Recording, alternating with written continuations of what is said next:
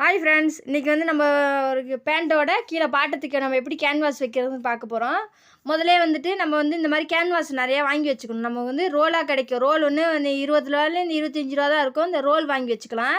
வாங்கி வச்சுட்டு நம்ம வந்து அதிகமாக நம்ம பாட்டத்துக்கு கீழே மடித்து தைக்கிறதுக்கு நம்ம துணி விட்டுருந்தோன்னா அப்படியே 2 மடக்கு மடக்கிக்கலாம். அந்த கேன்வாஸ் ஃபுல்லாக 2 மடக்கு மடக்கிக்கலாம். நம்ம அளவாக இருக்கிறதுனால நான் வந்து ஒரு 1/4 இன்ச்சு அளவுக்கு தான் நான் மடக்க போகிறேன்.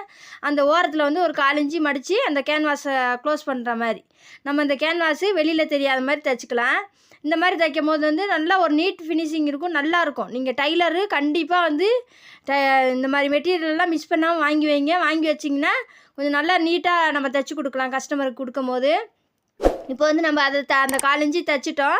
இப்போ அப்படியே ஒரு மடக்கு மடித்து நம்மளோட இப்போ கேன்வாஸே வெளியில் தெரில பாருங்கள். இந்த மாதிரி நம்ம தைச்சிடணும். இந்த மாதிரி தைக்கும் போது தான் வந்துட்டு நம்ம இந்த கீழே பாட்டத்தில் வெறும் துணி மடித்து தைச்சா நல்லாவே இருக்காது. நம்ம வந்து இப்படி கேன்வாஸ் வச்சு அடித்தா தான் நல்ல ஒரு பக்காவாக நல்ல ஒரு ஃபினிஷிங்கில் நம்ம கஸ்டமருக்கு தைச்சி கொடுக்க முடியும்.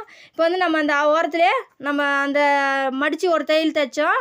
இப்போ இந்த ஓரத்தில் நம்ம நல்ல பக்கம் திருப்பிட்டு நம்ம எச்சில் அந்த நல்ல ஓரத்தில் வந்துட்டு ஒரு தையல் போட்டுக்கலாம். அதுக்கப்புறம் நம்ம ஒரு 4 தையல் போட்டுக்கலாம். 4 தையல் நம்ம நல்லா நெருக்கி போட்டாலும் ஓகே. நல்லா ஒரு 1/4 இன்ச்சு கேப்லேயே நம்ம விட்டு 4 தையல் போட்டுக்கலாம். கரெக்டாக இது வந்து 1 இன்ச்சு இருக்கும் இந்த கேன்வாஸோட அளவு.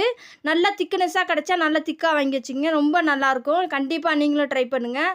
இந்த அவ்வளோதான், நம்ம 2 காலுக்குமே இந்த மாதிரி தைச்சி முடிச்சிட்டோம் ஒரு நல்ல ஃபினிஷிங்கோட.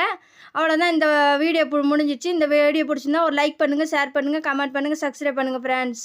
இதை பற்றி நீங்கள் என்ன நினைக்கிறீங்க கமெண்ட் பண்ணுங்கள் ஃப்ரெண்ட்ஸ்.